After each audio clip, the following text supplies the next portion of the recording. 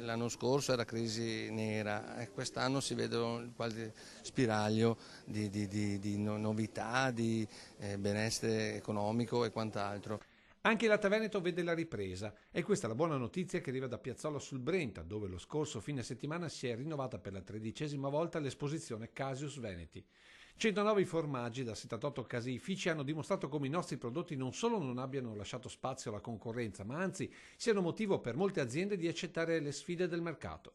Abbiamo sempre più persone che vogliono venire a vendere, il 70% del nostro latte che viene trasformato in DOP, oltre il 24% che viene trasformato a prodotti di pregio, quindi il latte veneto va trasformato in formaggio, non come fanno gli altri che producono latte in polvere, che producono prodotti massali. 37 le medaglie d'oro assegnate dalla giuria ad altrettante lavorazioni, mentre il primo premio per i formaggi freschi è per il Monte Veronese di Erbazzo, quello per i formaggi stagionati al Piave di Busche.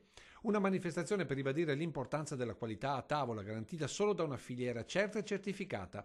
Un esempio vincente da tempo è quello del grana padano, per il quale viene lavorato metà del latte veneto. È il prodotto DOP più esportato al mondo, ormai abbiamo raggiunto il 40%, naturalmente il paese principe per consumo di grana padano è la Germania, ma poi andiamo molto forte anche di là dall'oceano, Stati Uniti, Canada. Ma non è l'unico fronte su cui investire per dare futuro a questo settore. Preoccupante il mancato ricambio generazionale negli allevamenti, che continuano a chiudere inesorabilmente se non ci saranno incentivi. Chiudevano produttori da un quintale, 2, 40 litri, 50 litri, no? Erano degli hobbisti.